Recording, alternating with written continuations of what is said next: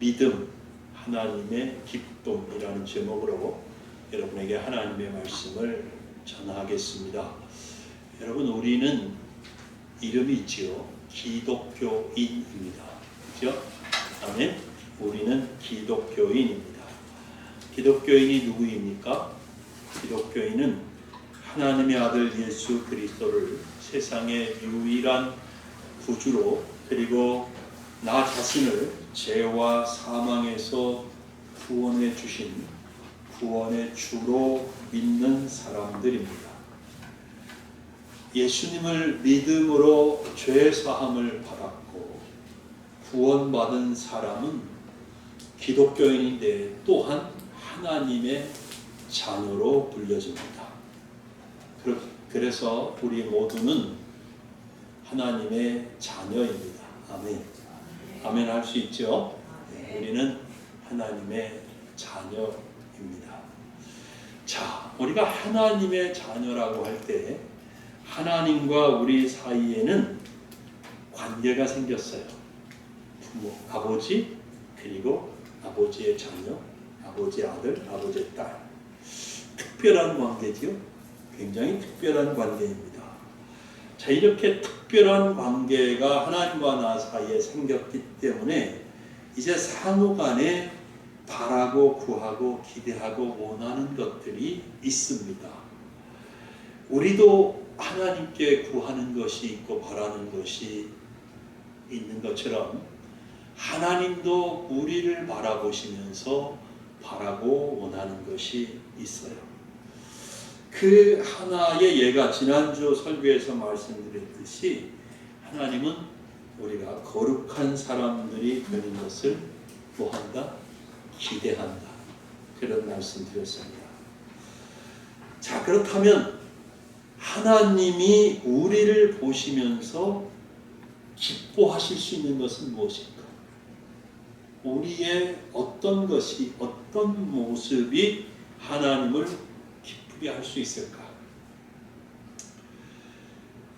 아버지와 자녀라는 관계에서 하나님이 과연 우리에게서 무엇 때문에 기뻐하실까? 여러분 답을 아실 수 있을 거예요. 바로 믿음입니다. 믿음. 여기서 말하는 믿음은 내가 죄를 용서받고 의롭게 되어서 구원받는 믿음을 말하는 것이 아닙니다. 그 믿음은 하나님이 우리에게 그냥 주시는 거니까요. 선물로. 그죠? 다 아시죠? 자, 그러므로 하나님을 기쁘게 하는 믿음이란 이미 구원받은 하나님의 자녀가 된 사람이 하나님을 향하여 갖고 있는 믿음을 의미합니다. 즉 기독교인이 하나님 아버지에 대하여 가진 믿음이 하나님을 기쁘시게 해드린다는 거예요.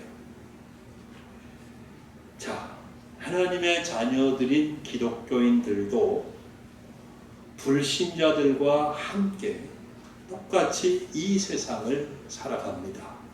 우리라고 해서 다른 데서 사는 게 아니죠. 다른 세상에 사는 사람들이 아닙니다.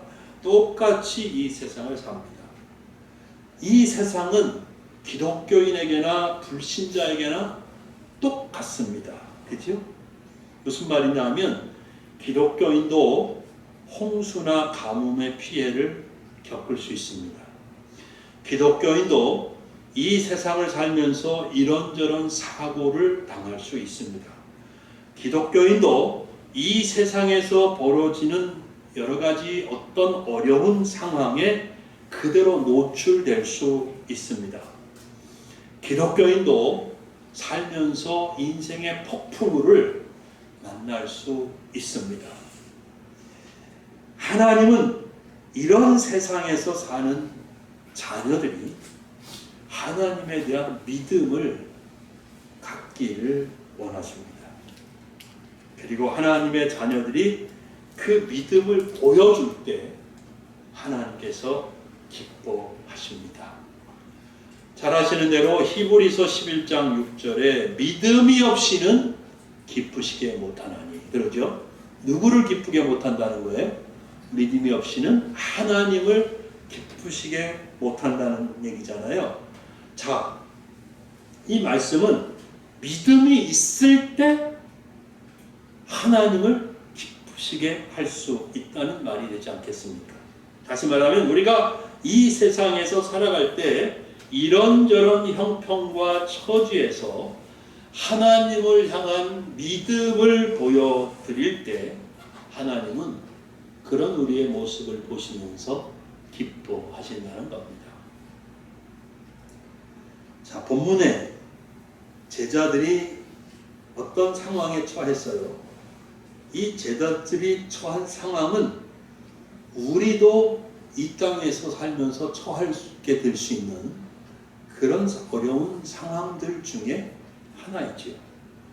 자, 본문을 살펴보면 어려운 상황에서 우리가 어떻게 믿음으로 하나님을 기쁘시게 해드릴 수 있는지를 배울 수 있다 이 말입니다. 자, 본문 얘기를 해보겠습니다. 예수님께서 제자들과 함께 배를 타고 갈릴리 바다를 이 편에서 저 반대편으로 건너가고 있는 중이었습니다. 출발할 때는 바람이 없었습니다. 바람이 불지 않았습니다. 그리고 갈릴리 바다 물결도 잔잔했습니다. 항해는 별 어려움 없이 순조로웠습니다. 그러다가 어느 순간 갑자기 성경이 말합니다. 큰 뭐가 일어났어요? 광풍이 일어났습니다. 미칠 광자입니다. 미칠 광자. 말 그대로 미친 바람이라는 뜻인데 굉장히 강한 바람이 일어난 것이죠.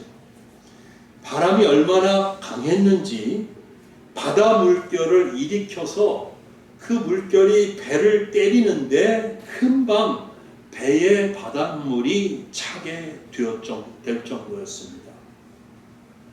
배 안에 바닷물이 들어와서 가득 찼어요. 자, 그러면 이제 배가 바닷속으로 그냥 가라앉을 수도 있고 아니면 풍랑이 거세게 이니까 갑자기 배가 뒤집어질 수 있는 그런 급박한 상황입니다. 제자들에게 큰 위험이 닥친 것이죠. 이 상황에 놓인 제자들은 무서웠습니다. 당연히 무섭겠죠. 저라도 엄청 무서웠을 것 같아요. 그런데 할 수 있는 것은 아무것도 없어요. 이 세상에 사는 동안 우리도 얼마든지 이런 상황에 놓일 수 있지요. 하루아침에 직장을 잃어버릴 수 있습니다. 내가 오랫동안 공들여서 한 일인데 실패하고 재정적 파산 상태에 빠질 수 있지요. 내가 정말 찰떡같이 믿었던 사람인데 나를 배신하고 도망가 버려서 내가 재정적으로나 사회적으로 굉장한 어려움에 놓일 수 있습니다. 어느 날 갑자기 무서운 병마가 나를 찾아올 수 있어요. 여러분 지금 뉴스 듣고 계시죠? 미국 노스캐롤라이나라는 주에는 홍수가 나서 수많은 사람들이 집을 잃고 재산을 잃었습니다. 그런가 하면 캘리포니아 주에서는 큰 불이 일어나서 서울의 한 3분의 1 정도의 면적을 다 태워버렸습니다. 수많은 사람들이 하루아침에 모든 것을 잃어버렸습니다. 누구나 이렇게 전혀 예상하지 못했던 자연재해를 만날 수 있는 겁니다. 이럴 때 우리를 진짜 힘들게 하는 것은 뭘까요? 제자들이 경험한 것처럼 두려움입니다. 두려움에 빠지는 거예요. 저는 지금 여러분에게 여러분, 우리는 절대로 두려워하지 말아야 합니다. 이런 말 하고 있는 게 아니에요. 여러분, 두려워합니까? 그러면 믿음이 없는 겁니다. 이렇게 말씀드리고 있는 게 아닙니다. 왜냐하면 누구나 두려워할 수 있기 때문입니다. 사도 바울 얼마나 믿음이 강하시고 훌륭하신 분입니까? 그런데 사도 바울 같은 분도 자신의 두려움을 표현한 적이 있습니다. 고린도 후서 7장 5절에 보면 이렇게 고백합니다. 우리가 마게도냐에 이르렀을 때에도 우리 육체가 편하지 못하였고 사방으로 환난을 당하여 밖으로는 다툼이요 안으로는 두려움이었노라. 그렇게 말하고 있어요. 사도 바울도 두려움에 떨어졌다는 얘기잖아요. 다윗 왕도 두려움을 호소한 적이 있습니다. 시편 55편 4절 5절인데요. 내 마음이 내 속에서 심히 아파하며 사망의 위험이 내게 이르렀도다. 두려움과 떨림이 내게 이르고 공포가 나를 덮었도다. 이렇게 말하고 있습니다. 자, 이렇기 때문에 비록 우리가 기독교인이지만 하나님의 자녀이지만 이 세상에 살면서 어느 순간에 어려움을 만나고 이렇게 힘든 일을 경험할 때 두려울 수 있어요. 두려움에 빠진다는 거죠. 그러나 여기서 중요한 문제는 뭐냐 하면 오랫동안 그 두려움에 사로잡혀 있어서는 안 된다. 오랫동안 두려움에 사로잡히는 것을 피해야 되는 거예요. 빠른 시간 안에 이 두려움에서 벗어나야 한다는 거예요. 왜 그럴까요? 오랫동안 두려움에 사로잡혀 있잖아요. 그러면 사탄의 공격을 받습니다. 굉장히 두려워하는 사람, 마음의 두려움에 사로잡혀 있는 사람은 사탄의 공격을 받습니다. 사탄은 두려워 벌벌 떠는 자를 먹잇감으로 생각합니다. 사탄은 두려워하는 마음을 타고 들어와서 우리의 마음속에서 온갖 일을 벌입니다. 내 마음을 좌절시켜서 아무것도 못하게 하고요. 하나님을 믿는 믿음을 뿌리채 흔들어 놓습니다. 하나님의 사랑을 의심하게 만들기도 하고요. 어떤 경우에는 하나님의 존재 자체를 부인하게 만들 수도 있습니다. 이게 사탄이가 하는 일. 사탄은 두려워하는 사람으로 하여금 다른 사람을 향하여 불평하게 하고 원망하게 만듭니다. 그래서 마음속에 미움이 막 무럭무럭 자라게 하는 거지. 결국 사단이 공격할 때 목표로 삼는 것은 뭐냐 하면 두려워하는 사람이 그 삶을 스스로 망가뜨리고 그 인생이 무너지는 것입니다. 사단이 원하는 것은 바로 그거예요. 그렇기 때문에 어렵고 힘든 상황에서 우리에게 필요한 것, 그리고 하나님이 우리에게 원하시는 것은 바로 뭐냐? 믿음인 거예요. 믿음. 아시겠죠? 우리가 믿음을 가지고 이렇게 어렵고 힘든 상황을 헤쳐나가잖아요. 그러면 그 헤쳐나가는 믿음 있는 우리의 모습을 보면서 하나님이 기뻐하십니다. 하나님에 대한 믿음은 두려움을 내쫓습니다. 그리고 두려움을 극복하게 하는 거지. 그러면 이렇게 우리가 두려워할 수밖에 없는 상황에 놓이게 될 때 어떻게 빨리 이 두려움에서 벗어날 수 있을까? 어떻게 믿음을 붙잡을 수 있을까? 정말 한 편의 긴 논문을 쓸 수 있는 주제였거든요. 제가 한 권의 책을 쓸 수 있을 만큼의 길게 말할 수 있는 주제입니다. 자, 그러나 오늘 본문을 보겠습니다. 어떻게 믿음으로 설 수 있을까? 본문에서 찾아보도록 하겠습니다. 첫째는 귀를 쫑긋 하셔야 됩니다. 첫째는 예수님이 어떤 분이신지를 정확하게 알아요. 정확하게. 머리로 지식으로만 아는 게 아니라 그 지식이 내 내면에서 완전히 내 것이 돼야 돼요. 내 안에 녹아져 있어야 돼요. 그래서 저절로 예수 그리스도에 대한 내 지식이, 그 힘적인 지식이 내 생각과 내 삶을 지배하게 만드는 그런 지식이어야 하는 거예요. 예수님의 제자들은 이 지식이 있었나요? 없었다는 거예요. 제자들은 예수님에 대한 정확한 지식과 이해가 없었습니다. 광풍이 일어나고 거센 바다 물결이 배에 부딪히면서 배에 물이 가득 차게 됐을 때 예수님에 대해 정확히 알지 못했던 제자들은 믿음의 말을 하지 못합니다. 뭐라고 합니까? 제자들이 주무시고 계시던 예수님을 깨우면서 이렇게 말하잖아요. 38절 하반절 봅니다.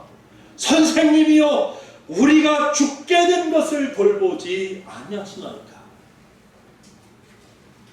여러분 얼른 보면 예수님한테 기도하잖아요. 믿음 있는 거 아닙니까? 그렇게 생각할 수 있는데 예수님이 마지막 절에 뭐라 그래요? 아니 40절에 40절 보세요. 이에 제자들에게 이르시되 어찌하여 이렇게 무서워하느냐? 너희가 어찌 믿음이 없느냐? 제자들의 이 모습은 두려워하는 모습이고요. 믿음이 전혀 없는 모습이에요. 그래서 예수님이 지적하는 거예요. 제자들은 자기들이 죽게 될 것이라고 말했습니다. 그러나 예수님은 다시 말씀드리지만 어찌하여 이렇게 무서워하느냐? 너희가 어찌 믿음이 없느냐? 이렇게 말씀하셨어요. 그들은 믿음이 없었어요. 믿음이 없었기 때문에 무서워하고 있는 거예요. 배가 뒤집어질 수 있고 그래서 그대로 그냥 침몰할 수 있는 거죠. 그래서 자기들이 죽을 수도 있다고 생각을 했던 거죠. 제자들이 왜 이렇게 말하고 이렇게 행동하는 것입니까? 예수님이 어떤 분인지를 몰랐다는 거예요. 어쩌면 피상적으로는 알 수 있었겠죠. 4장 앞에도 보면 예수님이 하나님만 하실 수 있는 일들을 했어요. 병자를 고쳐준다 막 이런 거. 그런데도 아직 예수님에 대한 정확한 이해와 지식이 그들 속에 녹아져 들어가 있지 못했다는 거죠. 그렇기 때문에 우리도 예수님이 어떤 분이신지 확실하게 알지 못하면 어떤 위기 상황에 놓이게 되었을 때 우리도 제자들하고 똑같이 말하고 똑같이 행동할 거라는 거지. 많이 들어보지 않습니까? 나 이제 완전 망했다. 기독교인들도 그렇게 말하는 경우가 많아요. 나 이제 망했다. 나 인생 이제 종쳤다. 내 인생 이제 쫑났다. 나는 이제 아무런 희망이 없다. 나 이제 곧 죽을 것이다. 하나님은 나를 버리셨다.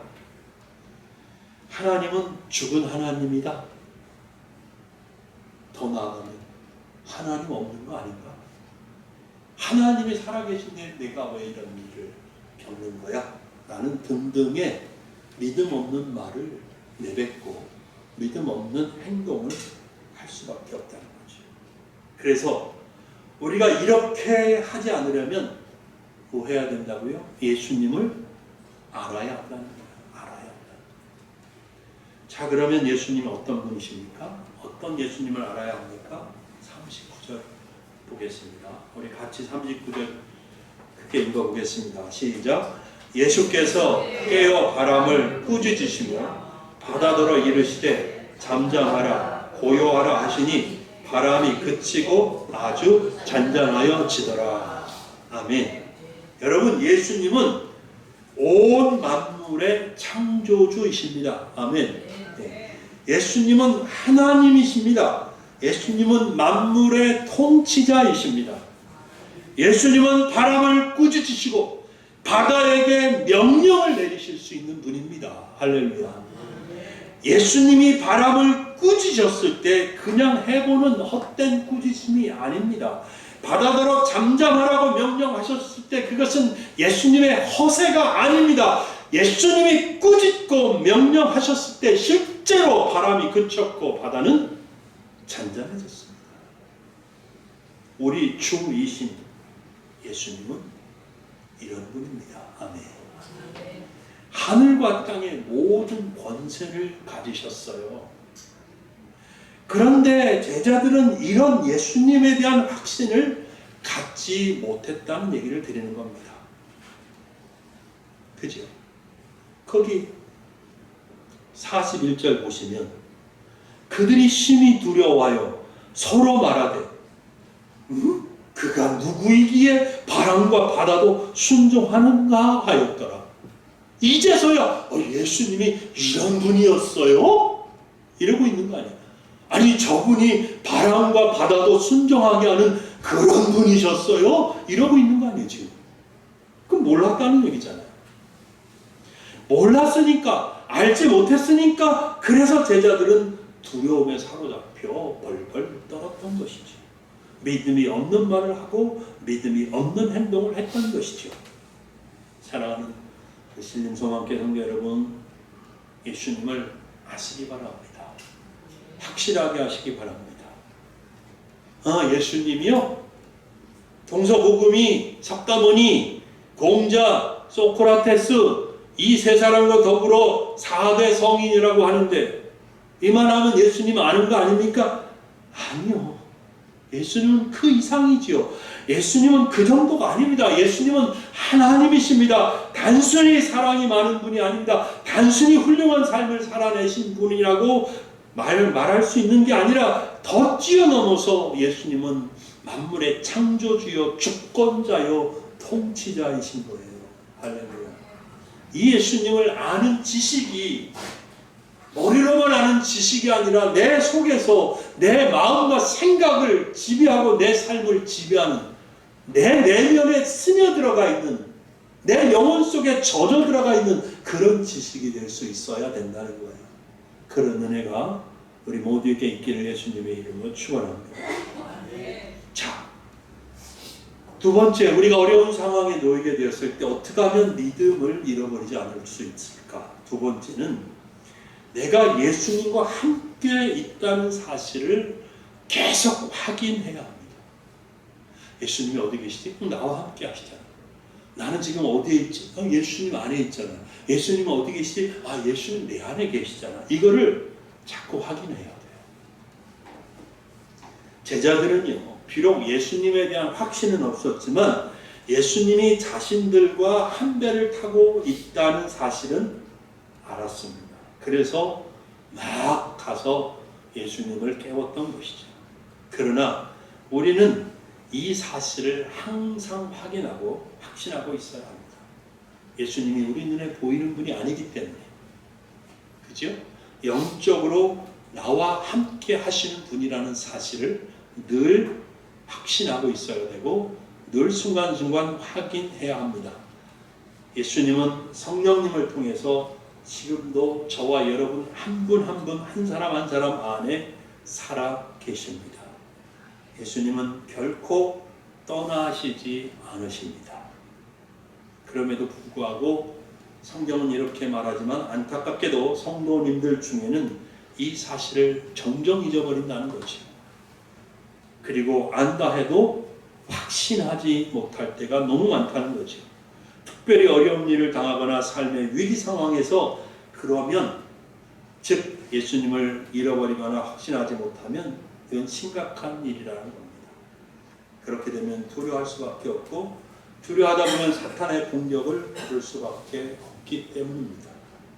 그래서 성경에서 다시 한번 예수님의 약속을 제가 여러분에게 확인시켜 드리려고 합니다. 이번에 예수님이 나와 함께 하신다는 사실을 의심 없이 믿으실 수 있는 우리 모두가 되기를 바랍니다. 마태복음 28장 20절입니다. 내가 세상 끝날까지 너희와 항상 함께 있으리라. 아멘. 요한복음 14장 16절입니다. 내가 아버지께 구하겠으니 그가 또 다른 보혜사를 너희에게 주사 영원토록 너희와 함께 있게 하리니. 아멘.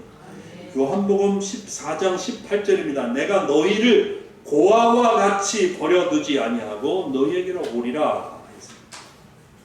히브리서 13장 5절입니다. 내가 결코 너희를 버리지 아니하고 너희를 떠나지 아니하리라. 아멘. 마태복음 18장 20절입니다. 두세 사람이 내 이름으로 모인 곳에는 나도 그들 중에 있느니라.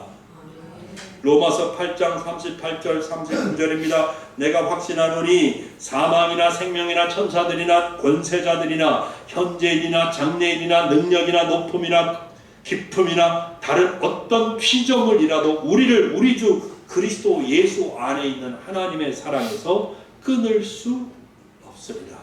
아멘. 여러분, 이 구절들 외에도 하나님이, 예수님이, 성령님이 하나님의 자녀이며 성도인 우리와 함께 하신다고 말하는 성경 구절이 굉장히 많습니다. 이렇게 많은 성경 구절을 통해서 말씀하시고 있는 이유가 뭘까요? 하나님은 그만큼,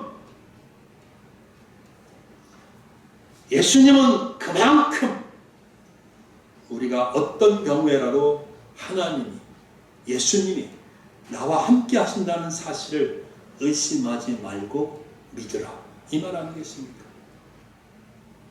그래서 우리가 믿음을 보여드리면 하나님은 기뻐하시는 겁니다. 할렐루야. 이제 말씀을 맺겠습니다. 제가 어렸을 때 그랬어요. 근데 세상 모든 어린 아이들이 똑같을 거예요. 밖에서 놀다가 다치면 누구에게 옵니까? 엄마, 아버지에게로 달려옵니다. 누가 때리면 누구한테 옵니까? 엄마, 아빠에게 달려옵니다. 아프면 누구를 부릅니까?